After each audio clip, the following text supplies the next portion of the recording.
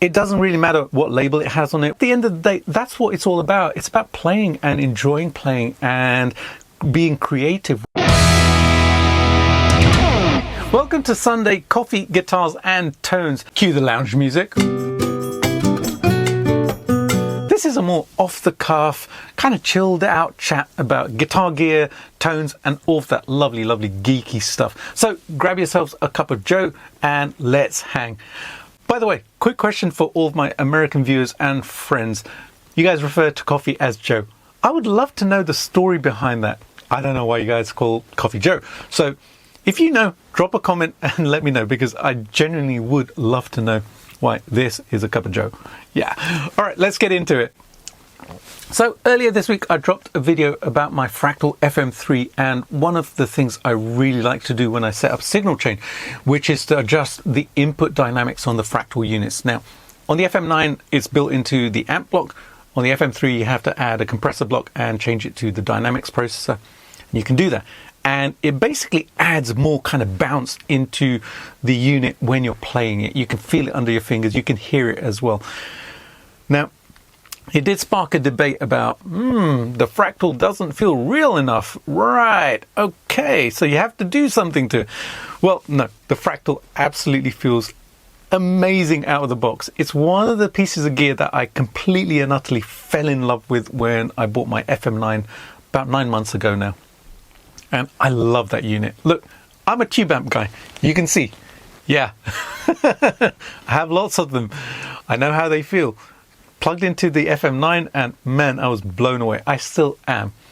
It feels very real to play. It feels so amazing. If I was playing one and somebody didn't tell me what I was plugged into, I wouldn't know that I wasn't plugged into a tube amp, basically. And this started to spark an interesting debate, because some people do feel that digital units, modeling units, don't actually feel real or sound real. And my take on this is maybe a little bit different from everybody else's, because you know what? To me, it doesn't matter whether a piece of gear is digital or analog.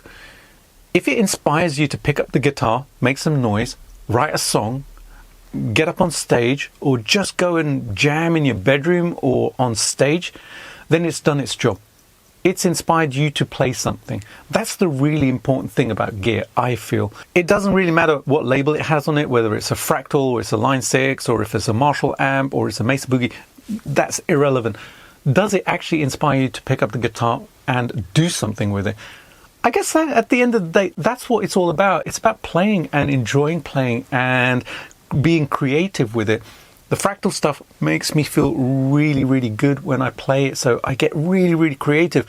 I can come up with songs every single day, and I do. When I plug into that stuff, it just inspires me to play.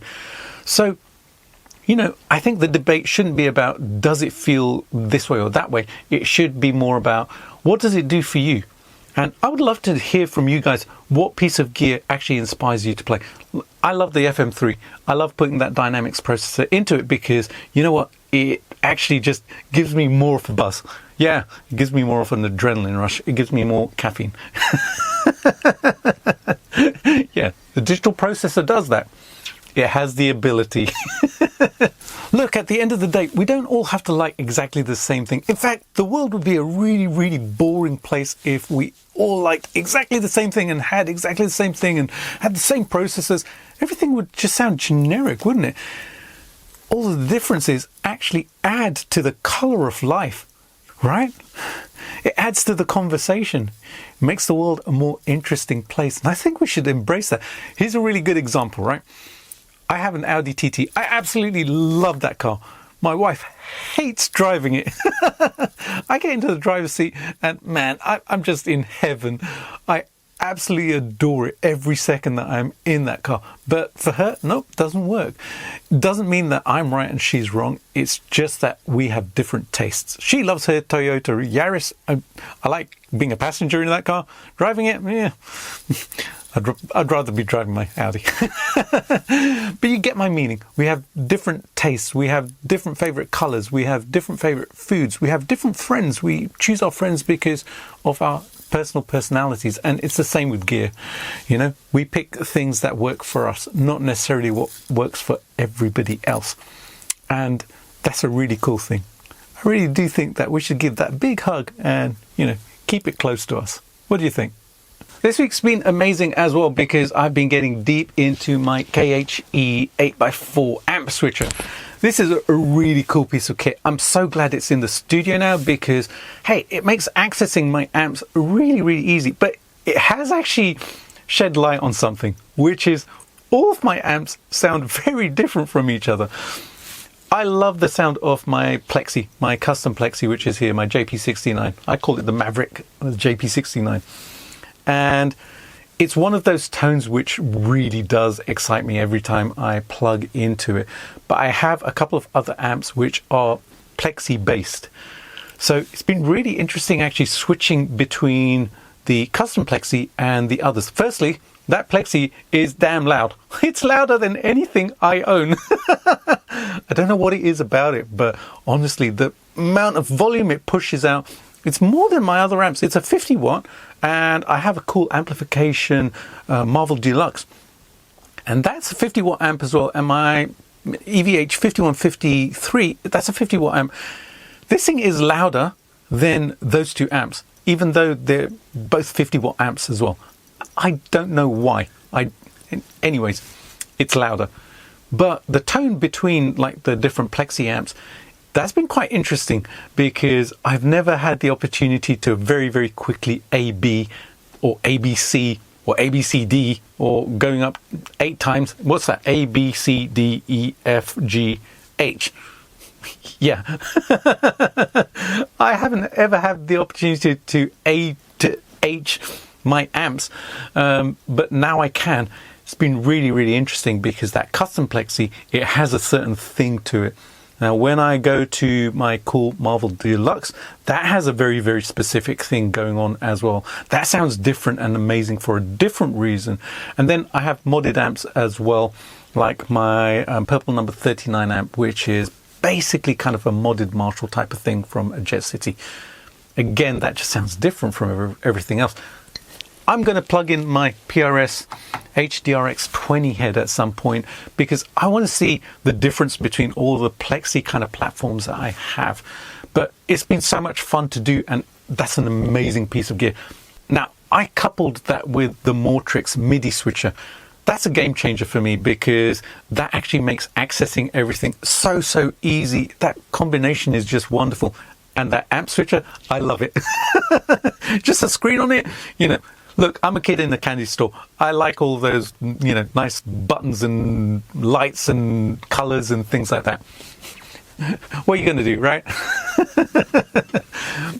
But it's an amazing companion to the KHE. Both of them are working really well in the studio. It's making my workflow really cool. I still have one slot available on that. Slot number 8, which I haven't plugged an amp into because I don't have cables long enough to run to one of these amps here. I actually have 1, 2, 3, 4, 5, 6 amps sitting here. No, I can't plug all of them in. Maybe I'll expand it at some point. All right, quick sip of coffee before I show you this because I'm going to need 2 hands for this. Alrighty, this book. This is Jackson Chauvel, Japan, The Untold Story. This was written and put together by my very, very good friend, Christian Metralia. It is an absolute work of art. Look at the size of it. This is 700 pages of Jackson Chauvel pictures, history, information. It is like a definitive guide. This is so awesome. Look, this was his passion project. It took him 5 years to do, and it is so beautiful. I'll show you inside. First, the inscription which he put in. He's such a sweetheart. I love this guy. He's such a good friend, and wow, I was blown away when it turned up. I didn't even know it was turning up. It turned up just over a week ago. And as soon as it did, and I saw who'd sent it, I knew what it was because I've known about this for a while. But I wasn't expecting it. And it was such a great surprise. Thank you, brother. I so appreciate this. Anyways, when you look inside, it's exquisite. You won't be able to see it on the camera here, but I'll show you some close-ups. Man, I have been flicking through this for the past week and just mesmerized by the pictures and reading the information and stuff. This is a dangerous book. It has already led to a purchase. Yes. Which you will see an unboxing of in a few days' time. So stay tuned. I'm not going to tell you what it is, but man. Anyways, and it's not the first purchase either. There's another one coming up because a deal has been done. This is going to be super expensive. I know it is. It sent me down a rabbit hole which I did not expect. But man, it is. It's gorgeous. Trust me, if you're a guitar aficionado, you're going to want a copy of this. The thing is, you're going to have to wait because the first edition is completely sold out. It sold out in like 5 weeks, he told me, which is just amazing. Many, many, many congratulations and love to him for that. I'm so glad that he did. Industry people have this, including, well, industry people. Let's just leave it at that, right? Yeah, lots of very cool people have this already, and I'm so honored that it is with me. But like I said, it is inspiring me. And again, you know, like the Fractal units, this is making me feel like I'm 16 years old again, and I want to buy my first guitar, and a really good guitar, and something with, hey, a Charvel pointy headstock. And it just feels great, man. You know, after playing for so long and having so much gear and having gone through a lot of gear, it's absolutely fantastic to come to a point where you feel like it's the beginning again. You know, that's what music is about, right? It's our passion. It's our passion project. It's what we live for, right? Well, musicians do anyways. You know, if you're not a musician, then maybe it's not. But for me, it certainly is. And this has ignited something which I know is keeping me very, very busy and interested, and is probably going to be a little bit expensive for me. So thanks, dude. In a very, very, very, very good way. Trust me, you want to check this out. I will leave a link to his website down below, and keep an eye out for when the second edition comes out later this year. And check out his website as well. There's some amazing pictures of his guitars there. Some of the guitars in here are from his personal collection, and a lot of the pictures are actually from when he actually had the guitars and then subsequently sold them. The other thing that he did was he actually spent a week with Grover Jackson in Tennessee, spoke to him, looked through archives, got photographs which people have never, ever, ever seen before, and put them in the book. There's also things like adverts for Charvel guitars, not just from America and Europe, but also from Japan.